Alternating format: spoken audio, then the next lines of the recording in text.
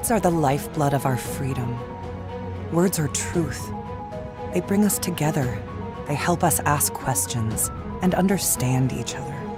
Words are connection, and ideas, and research, and songs, and inspiration, and laughter, and fun, and love.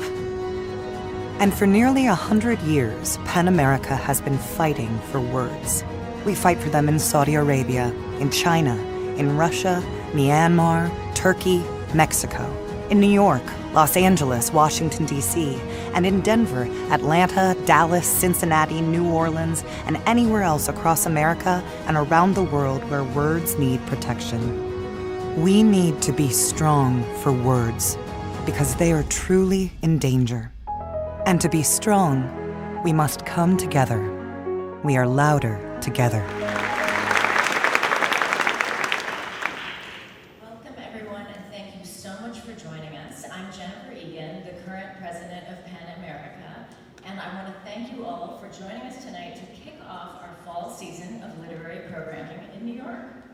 We are honored and thrilled to have with us two superlative writers who not only are both champions of free expression, but are part of our PEN America family.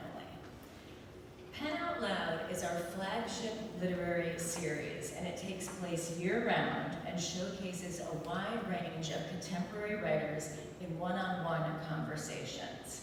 Huge thanks to our series partner, the Strand Book Store, and series curator, Lily Philpott, who is our literary programs producer at PEN America. And many thanks, of course, to Cooper Union for hosting us and for your vital ongoing support of PEN America. Our mission at PEN America is to foster literary expression, insist upon its cultural importance, and protect the freedoms that make it possible at home and abroad. We bring our mission to life with a packed calendar of literary events culminating each spring in the PEN World Voices Festival, which is an international literary festival founded by our own Salman Rushdie, which presents hundreds of writers and artists from all over the world, including America, in venues across New York and Los Angeles for a week. I'm proud to say that PEN America's literary programming has never been more robust or widespread on a year-round basis in New York, Los Angeles, and increasingly across the country. Our strength is in our membership, a nationwide community of novelists, journalists, editors, poets, essayists, playwrights, screen and teleplay writers, publishers, translators, agents, and an even larger network of devoted readers and supporters. Together, we do everything in our power to champion and protect the power of the written word here across America and abroad. Before we get started on the program, I have a couple of program notes, logistics. A book signing will follow right after the Q&A. It will take place right on stage, so come on up. Please buy books. Questions were collected on index cards and handed out backstage to our speakers, so they already have them. And we will start with a reading by Salman Rushdie, followed by a conversation with our two speakers. And finally, please silence anything that makes noise. So now for our program. We are here tonight to celebrate the publication of Salman Rushdie's newest novel, Quichotte, which came out yesterday, and which also, we learned yesterday, has been shortlisted for the Man Booker Prize. Congratulations, Salman.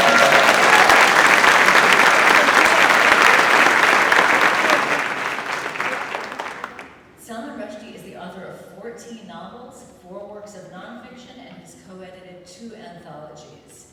His classic novel, Midnight's Children, won the Booker Prize in 1981, and the best of the Booker Prize twice, in 1993 and 2008. I think we can all agree he won that decisively. He is the former president of PEN America and an eminent family member of ours, and founded, as I said, the World Voices Festival in the wake of 9/11 to try to foster more communication among writers internationally.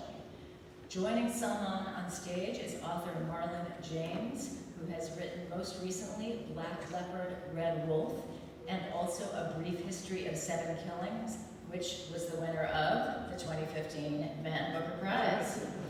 So this is clearly a Booker Prize infused stage, so it's time for me to go. And so let's give a huge round of applause to Salman Rushdie. Not to be bad-mannered, but I thought I wouldn't read. I thought Marlon and I had too much to talk about. So we're just going to talk. Yeah? Unless you howl with insistence. Yeah. In which case... They might do that. Well, let's see. I don't know, rowdy crowd, it's New York. Okay. All right, well, not loud enough. Speaking of Booker, what did you do to your Booker money? Or What did did they give money back then? They gave me money, yeah. But it was Really? much less.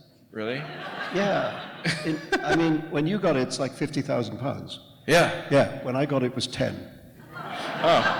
Yeah, but if you adjust for inflation, But yeah, but I think it's true, £10,000 in 1981 that was a lot of money. is probably 100,000 now. Yeah, pretty much. So you've got more money than me. But, you know, I don't know, I just, you know, sorry.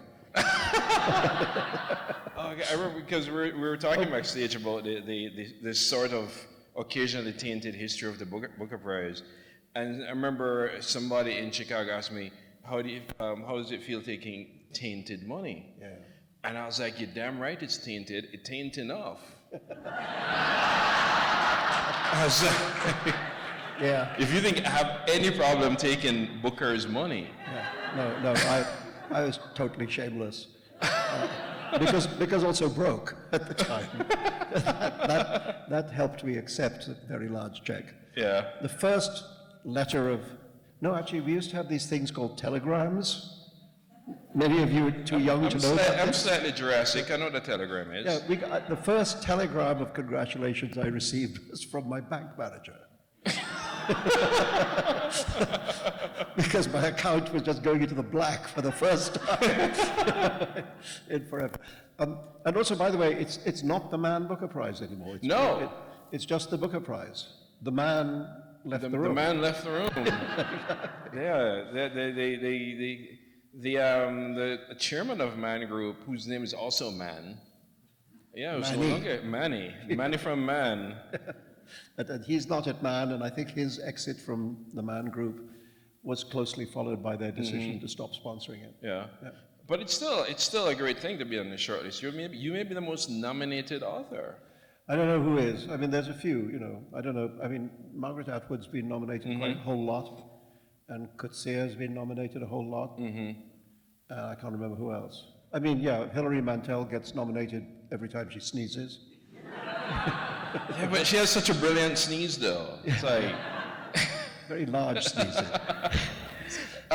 So I don't know. I actually don't know who has these records. But I mean, yeah. I mean, it's the 7th nomination. yeah. Well, congratulations. Oh yeah, it's nice. The last shortlist was 24 years ago. So, Yeah. you know, I think maybe I'm due. Yeah. I've come to realize that you can tell if you've won. Yeah. You just have to watch how the photographers. You watch the photographers. Yeah, the photographers absolutely. sort of sneak. No, because you see, the kind of one of the dark secrets of the Booker Prize is that they tell the media before they tell the writers. Yeah. So in this, where you're in this enormous hall eating rubber chicken, and the media, the journalists and photographers know. Yeah. The journalist from The Independent was on my table and she knew. Yeah. And after a while she couldn't take it anymore. So she turned to me and go, have you written your acceptance speech? And I was like, nah, I'm not gonna win. I didn't write anyone. She's like, I really think you should write your acceptance speech. And I was like, nah, I'm good. She's like, I really think you should write your acceptance speech. And then she turned to my publisher and go, he won. And my publisher was like, well, we all wish for that, my dear. And she was just so frustrated. She was just trying to tell us I won. Yeah. It But was really- it's actually in that moment, though, you don't believe anybody. No. You know, somebody comes up to you and whispers in your ear and says, I know for a fact, that, it's you. And you think, okay, I'll just wait for the words. You know, Anyway, yeah, so it's been a while. Yeah. Well, you back in, I can't remember. Maybe they'll just put the money up this year. What do you think? There's a what? Maybe they'll put the money up, so I'll get more than you. I don't know. I don't know. I actually have serious questions. Yeah, okay, well, let's... You know, I remember the first time I read your work, I was stunned by it. And I was actually a little appalled by it. Mostly because, you know, I grew up in a very, very sort of Victorian diet of literature, a lot of which I still like. But the idea that you could actually sort of have fun with words, or twist words around, or do this sort of smack it, flip it, rub it down. I had to bring in Belle Biv DeVoe in this. With words really, really stunned me. And it made me wonder, and I probably asked you this already, what's your relationship to the English language? Intimate. Yeah? No. Conflicted? But intimate, but, you know, not my mother tongue. That's to say, I mean, I grew up in a kind of environment in India where everybody's kind of multilingual. Yeah. You know, because you have to be. But basically, the language we spoke at home was mostly not English, mostly Urdu. But I went to what they call an English medium school. So when I went to school, I was being taught in English. And so I grew up more or less bilingual. But you know, when it's not your mother tongue, it's not your. That one of the reasons that I never make a spelling mistake is because I had to learn the language. You know, people who just have the language very often can't spell. Yeah, when you said that, I heard my high school teacher in the back of my head going, dot your I's, cross your T's, and leave a full stop at the end of every sentence. Yeah, exactly. We get taught that shit. Yeah. But I remember, for a long time, my biggest struggle with writing in English is I would put something down or I'll speak, and it took me a while to realize I sounded like the butler. Like a butler? Yeah, like it was a very colonial English. Like Jeeves. Yeah. I can't imagine you writing the books you've written No, I used to as write, if you were Jeeves. I'm telling you, I used to use shit like betwixt.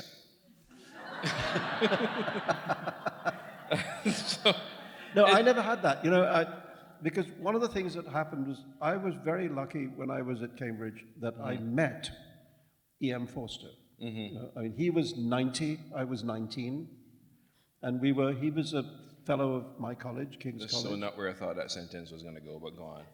Yeah, no. And he was, you know, he was very approachable to undergraduates and so on.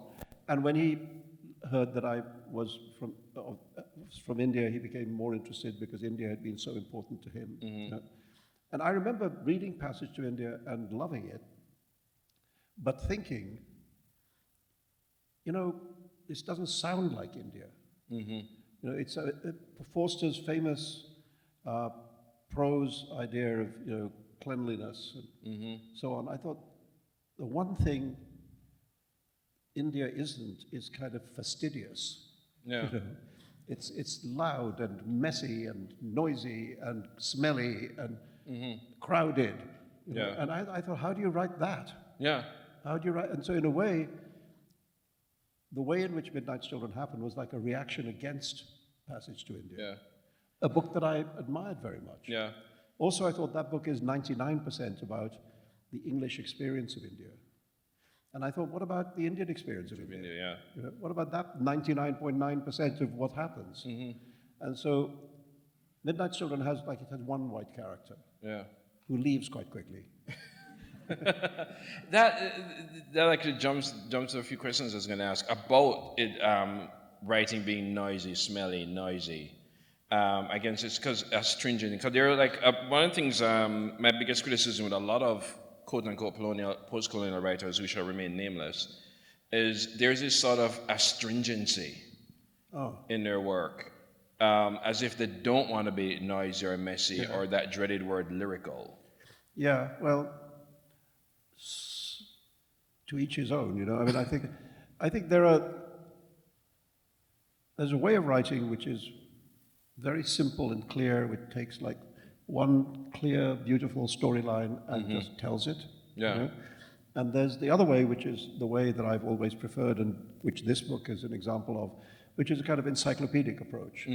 Just trying to just scoop up a great big chunk of the world. Yeah, I thought reading it, it was kind of like a traffic jam, in a way. Well, I hope the traffic moves eventually. It's sort of, it was like, I remember once being in the middle of a street in Jaipur, and I'm like, somebody's gonna crash, somebody's gonna die.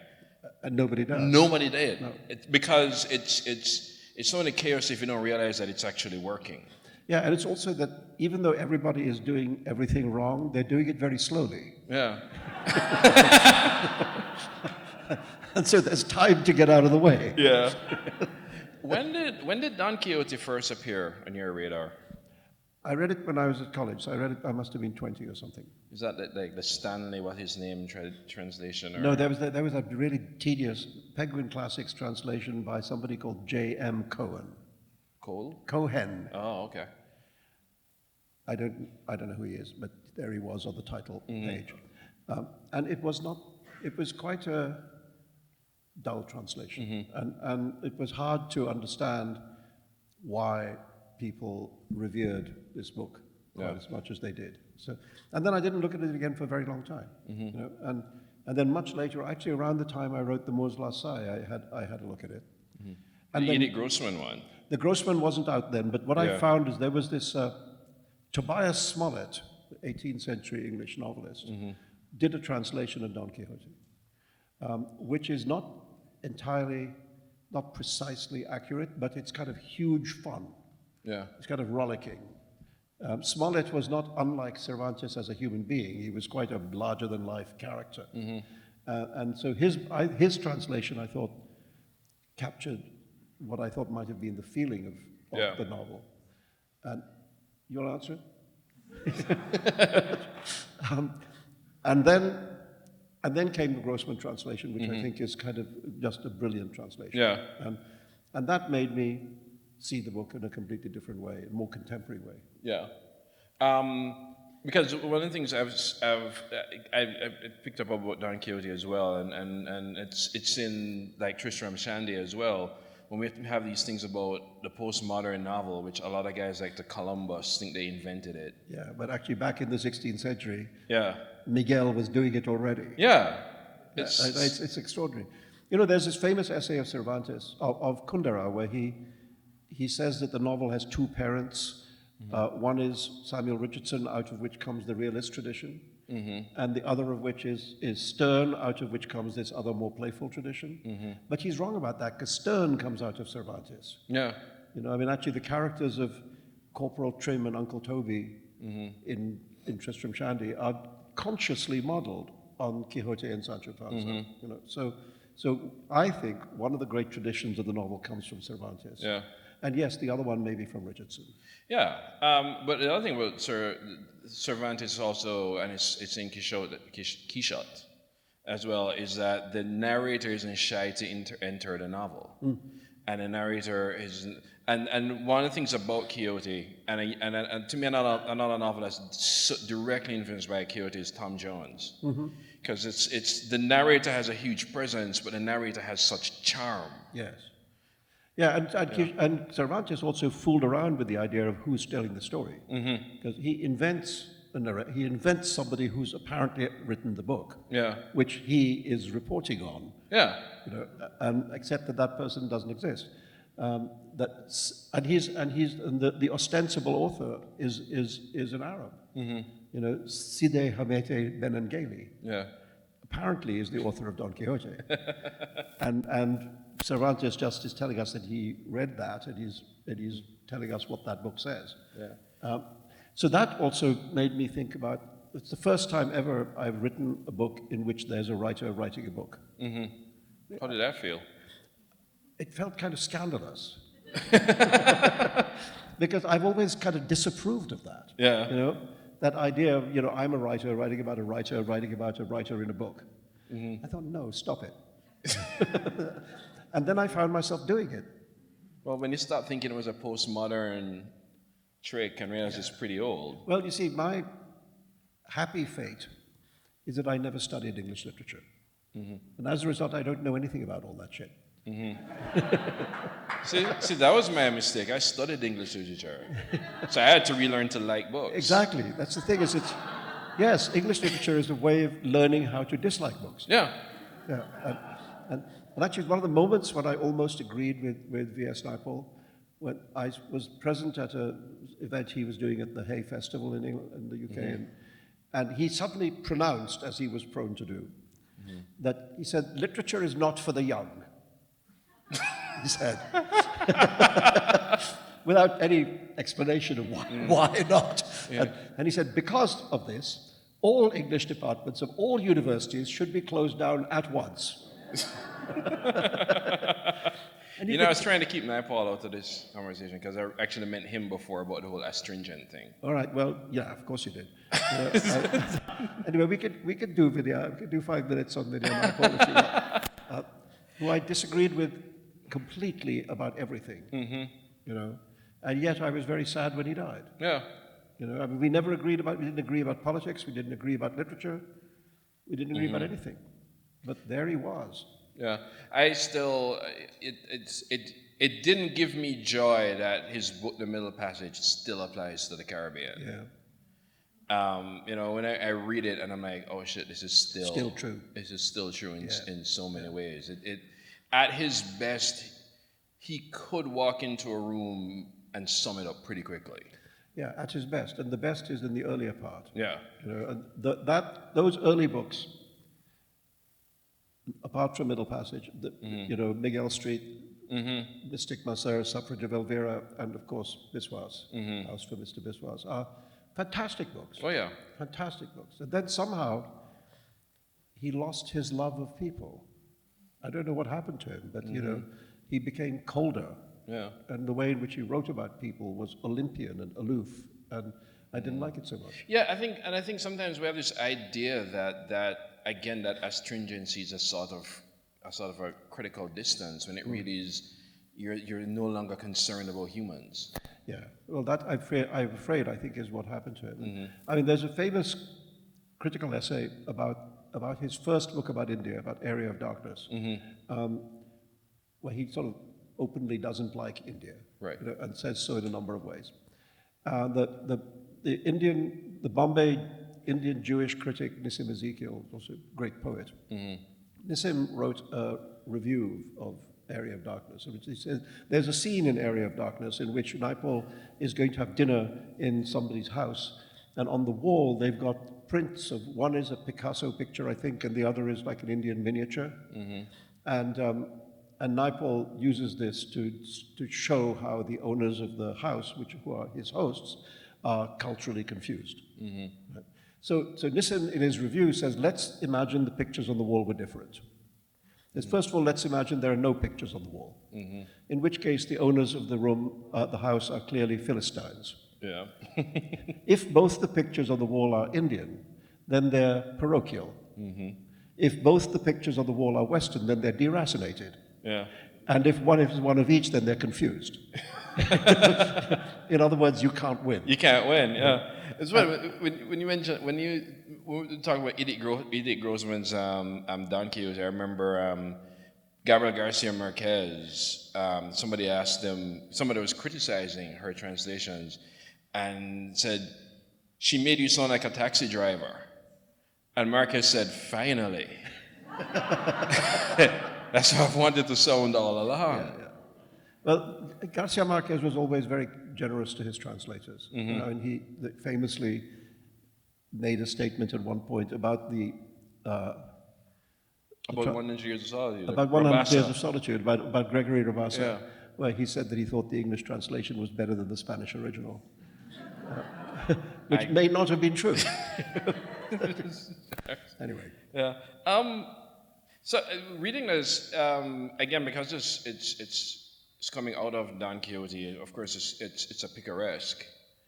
But the thing that struck me, certainly in the beginning and the first third of this novel, is how much inertia is happening with these characters. They're really trapped. Yeah. All these it's got an unusually large cast that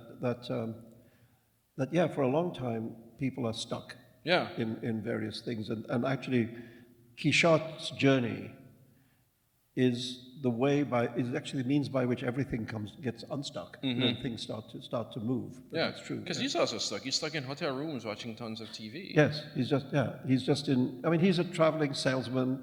He's lonely. He's never married. He has no children. He sits in motel, days inns and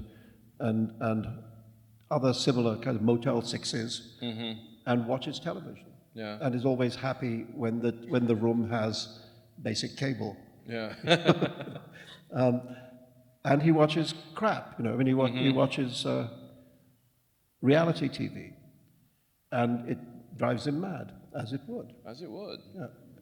And makes him. But I think there is a thing that happens to people who obsessively watch television, is that sometimes they can begin to believe that they know the person on the other side of the screen. I mean, I don't know if it's happened to me that somebody comes up to me at an event and says, the last time we met, you said such and such.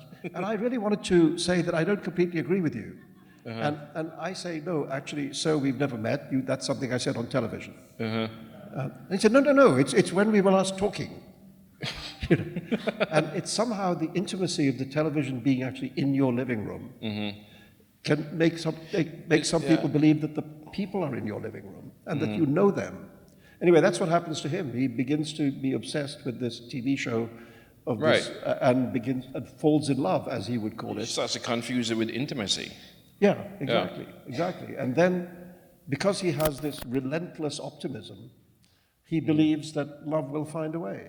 Yeah, I remember. Yeah, the thing about it is because the book talks about Quichotte being in a kind of madness, and then I thought must be a massive worldwide madness because there's so many. This goes for so many people. Yeah, I think so. I mean, that's why I think it's not unusual. The derangement of Quichotte is not that unusual. Yeah, and yet it's not necessarily a sort of a critique or damnation of popular culture either. No, because there's so much popular culture in the book. Yeah, one or two of the people who, let's say, have not liked it, have said that the book is guilty of the thing it's critiquing. See, I was saying it was kind of celebrating the things it was critiquing. Yeah, I mean, I think I've never really made a high culture, low culture distinction. And I don't think like that. I just think it's all culture, and the novel. I mean, par excellence, the novel is not an ivory culture form. It's not an ivory tower form. It's not about high culture. Yeah. It's about how people really are and what are they really thinking about and what is the music in their heads and what is the slang they use. And if you don't know how people actually live and what is the stuff in their heads that they're thinking about, you can't make them believable. So I've never thought that one thing is good and the other thing is bad. But reality television is really crap. There's this show, what's it called in England? I think it's called Gobblebox or something like that. And it's watching people watching TV. Oh, yes. And I thought, this is the worst thing I've ever heard. Yeah. And then 4 hours later, I'm like, I couldn't stop watching it. Yeah. And I realized watching people watch reality TV was way more fascinating than reality TV.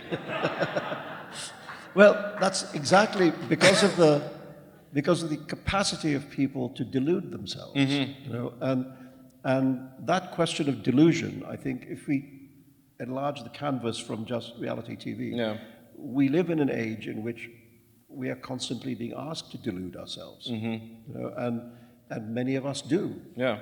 And so Trump is president. Speaking of that, I'm so glad you brought it up because one of the lines that struck me in this is the nostalgic decision. Yeah. Which of course leads us into the inevitable angle about Brexit. Is yeah. Brexit ultimately just dangerous nostalgia? I think these three countries that I've spent my life writing about, I think they're all in the grip of dangerous nostalgia. Yeah. That the Brexit thing is imagining a fantasy England that allegedly used to exist before there were any inconvenient foreigners. And if one I'm trying to figure out when that was, because even King Arthur Exactly. It's technically French. The question is, when was that? Right? When was this? Could you give me a date? You know, I think it's when there were the pigs and they were still living in shit tents. You know, or were they all wearing straw boaters and riding around on rivers in punts? You know, and of course, what they never talk about is that if there was such an age of golden prosperity, that it was based on the rape of a quarter of the planet. You know, they never mention colonialism when they're talking about this golden age. So these golden age myths are in all three countries. I mean, here's, you know, the red hat is the embodiment of the golden age myth. Yeah. When was America great in the way that we're supposed to believe it should be again? You know? How long ago? Was it before the end of slavery? Or after? You know, was it before the civil rights movement or after it? The war of northern Did women have aggression. the vote? You know, I mean, when was America great in that way that is required? Yeah. You know, and India now is propounding a golden age of Hindu culture, which was destroyed by the arrival of the Muslim conquerors. Yeah. So, and again, let's get back to that. So, in all these three places, we're being asked to accept a delusion about the past in order for people, unscrupulous leaders, to manipulate the present. Yeah. The thing about Brexit, though, I thought I have a lot of opinions on Brexit, but it also struck me how British it was. Well, I'll just be a little bit more precise. It's English. Yeah, how English, that's true. The Scots have nothing to do with this shit. Because it's not Scottish or Irish. Yeah. You know, the Scots and the Irish did not vote to leave. They voted by large majorities to stay. You know, the Welsh, unfortunately. Well, I don't know what we can say about the Welsh. There's nothing more to say.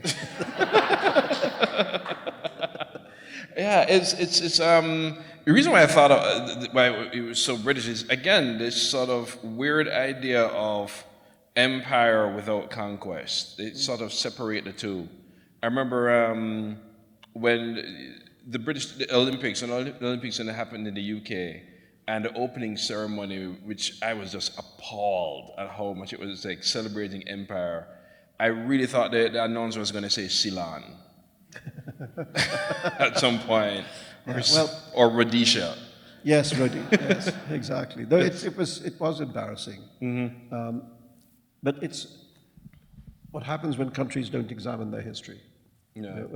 You know, in South Africa there was the Truth and Reconciliation thing, but nothing remotely like that has ever happened in the aftermath of empire. Yeah. Or the aftermath of slavery, or the aftermath of any of these historical crimes. Yeah. Anyway, so this book is mostly traveling across America, but it does. It's a really interesting stop in New Jersey.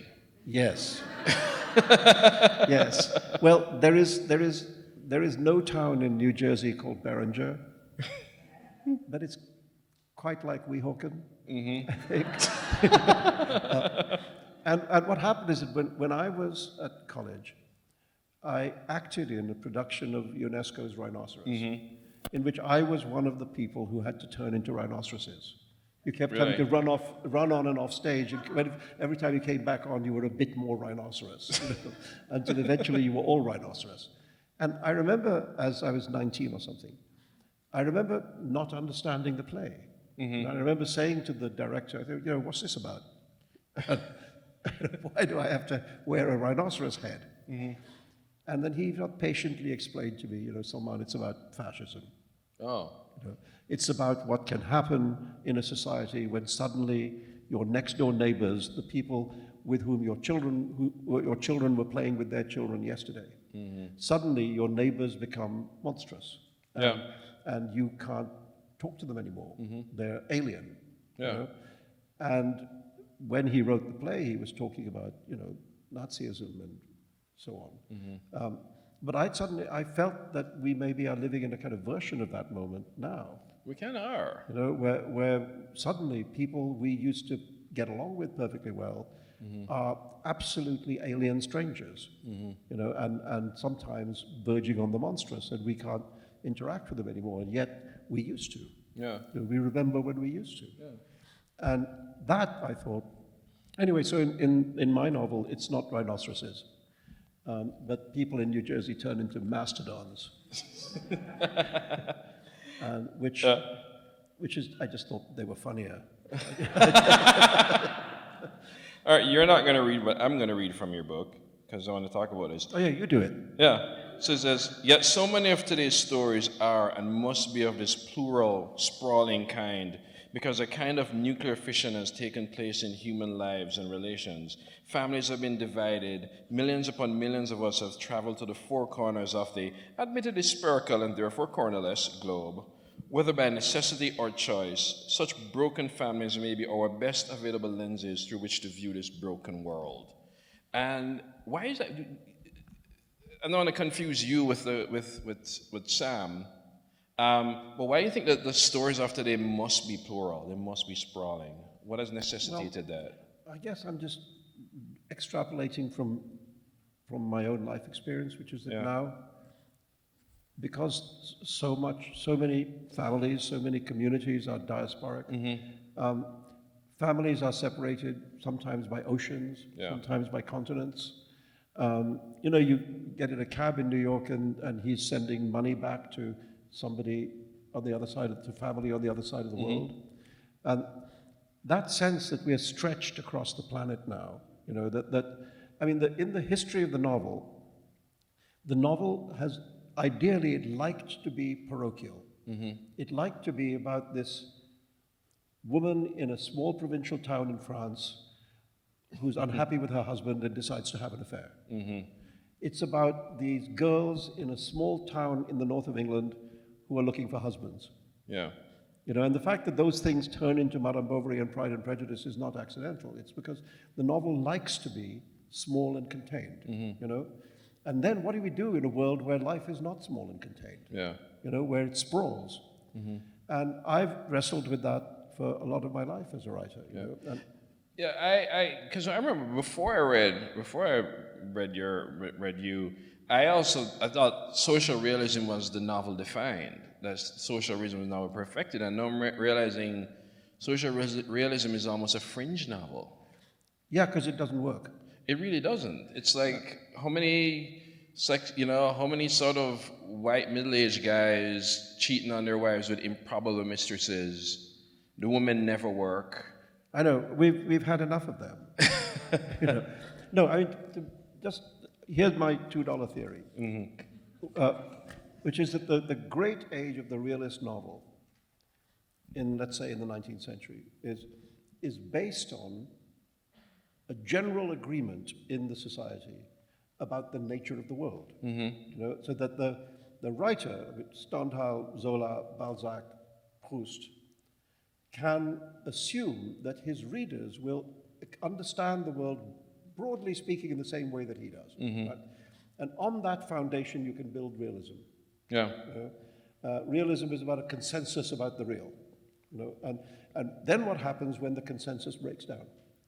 And when reality, instead of being something that we all agree on, becomes something that is highly contested, it is violently disputed, that, one man's lie is another man's truth. And that the foundation crumbles. You can't build the realist novel on a disputed reality. So you have to do something else. When I was reading this, again, this is also a novel about the immigrant experience, but it made me think of the characters in East West. Oh yeah. And I was on that's a book of stories I once wrote long time ago. Collection of short stories. But a lot of the characters in East West did find a kind of harmony, a kind of way to exist in country of adoption, country of so on. These characters they kind of remain unstable. Well, I just think it's the difference between then and now. I think I thought of how the characters of East West deal with this reality now. Well, badly. Because things are more difficult now. And these characters of mine, Quichotte and maybe we should talk about his imaginary child. His imaginary child, Sancho. Anyway, they're in this Chevy Cruze driving across America. And I thought, if they're driving across, middle America, which they are for a lot of the novel, I can't avoid the fact that, two brown men or a brown man and his son driving across America in this moment are going to come across some kind of hostility. And I didn't want the novel just to be about racial attacks, but I also thought I can't pretend that doesn't happen. So they do encounter that in three, I think, significant moments of the book. And that was tough to write about, actually, because it's ugly. Yeah. You think part of that, the fact that they end up on the road was almost inevitable in the kind of America we're in? Yeah, I mean, actually, the road is the first thing I had of this book. I mean, before I knew anything about the book, I thought in fact, there was a moment where I thought I might write a non-fiction book. Really? Yeah, but I thought I might just go on the road. Huh. Across it and just see what happened. Just go. We could do that. Yeah. Okay. All right. It's a date. But and then I thought, actually, I think it's going to be more interesting to make it up than just to rely on the happenstance of event. Yeah. And so I did think, even when I had worked out the book to a large extent, I thought maybe since I'm sending him on this very particular journey, maybe I should make that journey. Yeah. Maybe I should go to those places. Oh, did you? No, but I've been to quite a lot of them in the past, and some of them I've been to places like that. There are some places that I made up. I mean, right. For example, there's a bit of the novel that happens in a town in Kansas called Beautiful. There is no town in Kansas called Beautiful. But I was reading, when I was sort of digging into things to write the book, I read about a racially motivated attack in Kansas, an attack on two Indian American men, one of who were software engineers, I think, and one of them was killed and the other one survived. It was just a random shooting in a bar. Yeah. And the town in Kansas where it happened is a town called Olathe, O-L-A-T-H-E. And then I was digging into that, and I discovered that Olathe is a Native American word meaning beautiful. Oh. In I forget which language. But anyway, so I thought, I want my town to be not quite the real place, and the events in the novel are not quite as they happen in real life. Yeah. So I just 15% fictionalized it. So yeah, I mean, I kind of know the world that I'm writing about, I think. One of the aspects of the world that sort of comes crashing in there is the opioid crisis. Yeah. How did that come about? How did it? Well, there it is. Yeah. Well, I mean, look, the really truthful thing is that my sister died of opioid overdose 12 years ago, at the age of 45. Yeah. My youngest sister. And then and none of us knew the extent of her dependency. And then, when your sister's dead, there's a certain amount of blame that goes on where you think, I should have known. Yeah. And why didn't I know? And etc. So anyway, it became personal to me. Yeah. Because when I was reading Salma, it reminded me of actually Prince and Tom Petty, and saying that they have an opioid problem. Like, no, they have a pain problem. Yeah, exactly. And this is it's a bad way of trying to solve it, but they have a pain problem. Well, Miss Salma R, who is the TV superstar that Quichotte decides he's in love with. I mean, on the surface, she's fantastically competent. She's actually powerful. Yeah. And she's a very formidable figure. But then lift the lid, and there's an enormous amount of pain underneath. She has a history of sexual abuse in childhood, and she has a bipolar condition which has to be treated with electroconvulsive therapy, and then she begins to turn towards Vicodin, Percocet, these things for solace. And one of the things I really felt about the opioid epidemic is that it's somehow about loneliness. It's somehow about how isolated we are from each other. Yeah. And how we seek refuge in these things. It's a quiet epidemic. Yeah, and it's worse sort of outside the cities. If you go, you go out there in America in small places, I mean, there's whole communities Yeah. dependent.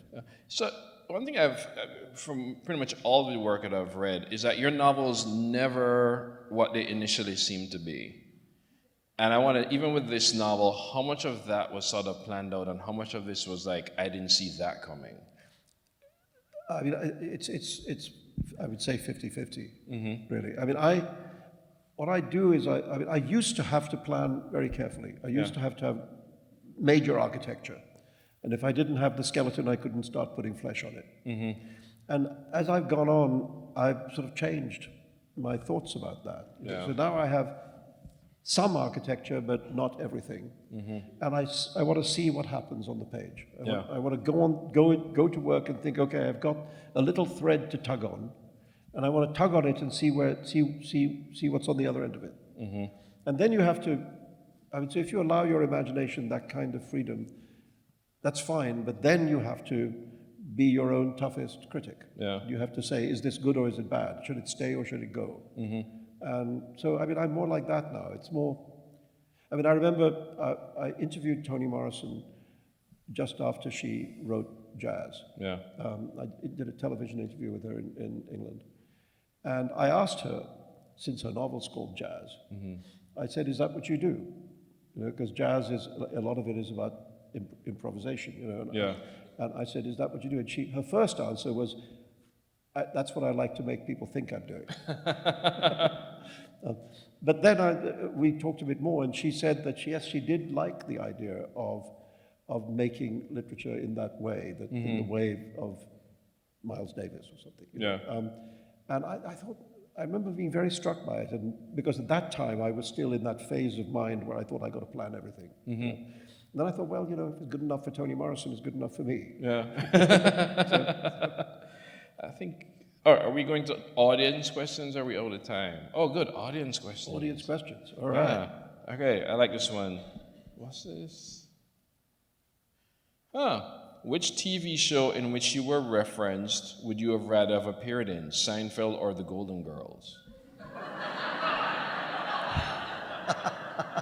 I didn't know you were referencing The Golden Girls. You forgot one, which is Cheers. Ah. I mean, I'm very humbled to have been present in all of those important works of art. I think the answer I'm supposed to give is Seinfeld, but I think the answer I probably would give is The Golden Girls. Yeah, from I was always in a different floor of the hotel. You know, people would say, "Oh, Salman Rushdie, he just went upstairs," and the people would run upstairs. "Oh no, he just took the elevator down," and I never actually appeared, but I was in the building. No, Cheers was funnier because, you know, they're in the bar, and Norm and Cliff are watching TV, and there's some award show on TV that they want to watch because they've heard that a famous porno star is going to appear to present one of the awards. So they're waiting for, you know, Stormy Daniels. Yeah. And the gag is that instead of her, the people who are announced, we can't see what's on the TV has its back to us. But we hear the voice of the TV, and the TV says, more and more absurd presenters. So, you know, the next award will be presented by the Pope. And they go, boo, hiss, you know, give us the porno movie star. And the next award will be presented by the President of the United States. And boo, hiss. And I'm one of those people that they boo and hiss. But in the end, they get the porno movie star and they're happy. All right, this one sounds profound. Why explore man's basic inhumanity through fantasy? Well, there's an answer to that, which is why not? Which is probably the right answer, actually. Because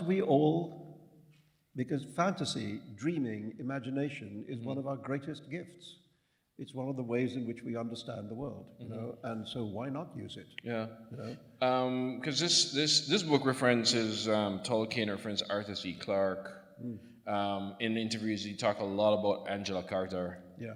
And I mean, of course, Marquez and so on. People who use fantasy elements. Yeah. One of the things when I think about Tolkien, for example, that Tolkien was wrestling with World War I. Yes. And that it's the first time his generation probably had to deal with evil on such a monstrous scale. Yeah. And the only way he could think of processing it is the Eye of Sauron. Yes. No, and he rather disingenuously always denied that it was based on wartime experience, but we don't have to believe him. Yeah. Because I think It's absolutely not. It's pretty obvious. I just gave a talk where I was talking about Tolkien and World War I. But when I was a kid, I was obsessed with the Lord of the Rings. I actually could recite some of the I can't do it now, so don't ask me. Oh. Some of the Elvish. That must have went over well with the girls. And I could recite in the language of Mordor. Oh my God. The inscription inside the ruling ring. See, the only thing I can recite is like chapter 1 of Pride and Prejudice. And I've read gigantic amounts of science fiction, and I mean not just there's literary science fiction. There's Ursula Le Guin and Kurt Vonnegut and Ray Bradbury and people like. But I was reading the hardcore, the stuff that appeared in magazines called Astounding. That's a genuine magazine. There was another one called Amazing. Of course. Right beside Incredible. And in there you had these writers called things like James Blish and Clifford D. Simak and Zena Henderson and Frederick Pohl and C.M. Kornbluth, who wrote together. I don't know Frederick Pohl or that. See, that's the hardcore. Yeah. And actually from there, I found actually, I have to say that just 2 days ago, one of the great early science fiction writers, Catherine MacLean, died at the age of 94. Oh. And Catherine MacLean wrote a story that I read when I must have been 16 or something, called Pictures Don't Lie, which was then made into a crappy television series, show, which is how Quichotte can watch it, and how it gets into the book. But there was a moment when I didn't know how to end the book. And Catherine MacLean showed me how. Yeah. My memory of this story that I'd read when I was a teenager popped into my head, and I thought, oh, I can do something, I can do this instead of that, but that works. And so I owe her the end of the book. Oh. And so respect. She died at the weekend. Well, this was an inevitable question. How would you recommend, or maybe would you recommend Quichotte to Donald Trump? To recommend a literary novel to Donald Trump, it's a mugged game, I don't think he can read the. I don't think he can read. I was at a panel with Thomas Malone, and somebody asked him how would he write Donald Trump, and he was like, I actually am genuinely stumped. He may be the world's only living, breathing flat character. Yeah. Well, I think what he is a series of performances. That he will be whatever is useful to him to be at a given moment. A series of performances driven entirely by narcissism. Yeah. And whatever works for me, I will be. When he was in New York before he was president, he used to pretend to be liberal. He used to be like pro-choice and things like that. And so he's a chameleon. He does whatever he needs to do. There's no character there. There's just faces, masks. Yeah. So very hard to write. Yeah, a friend of mine once told me that he knew someone whose kids used to play catch with him, and the person says, "How was playing catch with Uncle Donald?" And he says, "He always wins." And you're like, but there's no winning in catch. Have I? No, exactly. Well, I don't know. I met him 3 times. You want to hear my Donald Trump stories? I definitely want to hear a Donald Trump story. Only one though. Well, okay. Well, I'll tell you 2 little ones. One is that the first time I met him this dates both of us, was at Madison Square Garden at a Crosby, Stills and Nash concert, which I'm sort of sorry. I mean, Neil Young had the brains to stay away. So no, just CSN. It was CSN, yeah. And by some accident, I was sitting like in the next row to Trump and his then much younger children. This is like 18, 19 years ago. Yeah. And he was on his feet and he knew all the words to all the songs. You what? He knew all the words to all the songs. Really? I thought Donald Trump knows the words to Woodstock. That's not right. But he did, so that was the first time I met him. And I thought it was just a random chance encounter. I think he thought that we had somehow bonded. So I met him again a couple of years later, actually right about this time of year, because the tennis was on, the US Open was on, you know.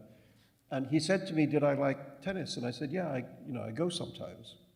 And he then said, you know, if you want to use my box, you're welcome to use my box.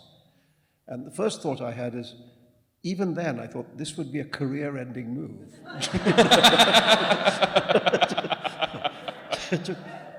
But then, of course, because he's Donald Trump, he couldn't just make this nice gesture, say, please use my box. He had to say, well, no, you really should, because it's the best of all the boxes, you know. It's you know, there's no box exactly like my box, so if you want to go to the tennis, you have to be in this box and not any other box. And with, you know, this gesture, which I think it's Jimmy Kimmel, but it might not be, described this as pinching an invisible nipple. It's one of those things, once you've seen it, you know, you can't you can't unsee it. Anyway, these are my Donald Trump encounters. Oh, God.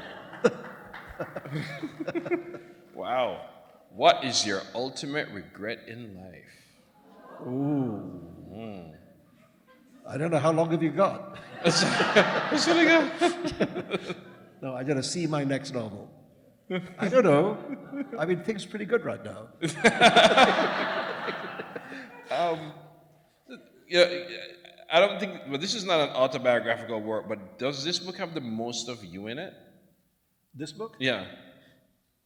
You know, in a way, it has the least of me in it, because there certainly isn't a me character in it. But the things that it does deal with that I can't avoid acknowledging are that one of the things it's about is growing old. You know, that both Quichotte and his ostensible author in the book are people facing mortality. Right. You know, and trying to deal with it. And certainly, I mean, I don't feel like I'm 95 and about to croak, but you do begin to think about it. You begin to think that the road ahead is shorter than the road behind. You know? And so in that sense, yes, I guess so. And also, both those characters have made a very similar life journey to me, in that they both grow up in exactly the neighborhood of Bombay where I grew up. You know, and then they move from that into the West in different ways. What does it mean in that, but then both are now in their anything can happen years, though? Yeah. Well, anything can happen is the age we live in, which is both good and bad. Yeah. You know? On the one hand, it gives Quichotte the optimism that he will be able to win the heart of Miss Salma R, impossible, improbable as that, or delusional as that sounds. Yeah. But also, the age of anything can happen is an age in which all the rules of life have broken down. And you know, we live in this age when, as somebody says in the book, you can't predict the weather or the outcome of elections, or you know, nothing goes according to plan anymore. And that decay of the world that certainly I feel that I've lived in, the decline of that world, the decrepitude of it, is why one of the subjects in the novel is the end of the world. Because I don't, you know, I think when in science fiction people write about the end of the world, they're usually not writing about the end of the world. No. They're writing about the end of a world. You know, and I do think that maybe we live near the end of a world, which is the world that I have inhabited all my life. Yeah. And it's scary, and I don't know what comes next. You know, so I wanted that feeling of that kind of end time feeling to be in the book. But that's not, because that starts with some kind of like allegory. Yeah, maybe. I mean, allegory is like an Indian disease. And I may have been infected accidentally. Do you find that the times you're in are making you feel more like an outsider? No, because I always felt like that. Yeah. You know, I mean, one of the things I think about literature is that you've somehow got to be an insider and an outsider at the same time. You know, if you don't feel inside a world, inside a community or a place, it's very hard to create it with the feeling of it. You know, but then I think you have to be able to step out and look at it, kind of very critically. Yeah. How do you get inside? Well, just by sticking around long enough, I think. You know, I mean, I feel I've spent very large parts of my life in 3 different cities. And I feel quite inside all 3 of them. But also, I'm only living in one of them at any given time, and so 2 of them are changing all the time when I'm not there. And I mean, I go back to London now, I really have to be told how it works now, because the city is changing so fast. Yeah. You know, the actual weight of the city is moving. You know, from what used to be central London, it's moving east, it's moving south. Very interesting, the history of London is a move west, that the city began in what is now East London. Yeah. And gradually moved west. And now it's as if going back the other way. You know, and the rate at which buildings are being built and in which the actual landscape of the city is changing. I feel sometimes I go there and I think, I feel like Rip Van Winkle, you know? And Bombay is saying, the rate of change is so colossal. I go there and I think, I used to be very proud of the fact that I thought you could blindfold me and put me down in any street in Bombay, spin me around, take the blindfold off, and I'll know where I am. Yeah. And that's not true anymore. You know, and I kind of regret that. Yeah. So that's the outsider part. Yeah. But I think that's what gives the novel its kind of instability, because it's also writing about a world that's fundamentally unstable. Yeah, I know, it is about that. And that's the thing about the age of anything can happen. When the laws of when the laws of science, when the laws of the world, when you can't rely on them anymore, that's kind of radical instability. And that's where we are, I think. That's us now, right now. I think we're out of time, which is shocking. But I don't think we should end on a bomb note. So who's going to win the US Open? Male or female? Male. Actually, no, female. Well, Serena, if she doesn't blow it. I mean, you know, I don't think anybody can beat Serena except Serena Williams. And unfortunately, she sometimes does. She beats herself. And if she can hold it together, she's the best player in the field. The men, I don't know. I mean, I'm a Federer guy, and he just lost. Now there's these 2 Russians in one semifinal, and I kind of don't give a fuck. The Cold War is back on. So you know, I guess you're Nadal. Yeah. I mean, who else is there? He scratches his butt a lot. I know. He does like that. I'm like, dude, take care of that. I just thought, can't you get pants that fit? Yeah. Instead of them always riding up in between your butt cheeks. And he's been doing it for decades. And with that scratching. Yeah, well, Pete Sampras used to hang his tongue out, particularly when he was serving. He would always like that when he was serving. And I thought, you know, your tongue goes inside your mouth. But anyway, these are the people we love. Yeah. Nadal, I guess. Well, Salman, it's been a great pleasure speaking to you. Thank you.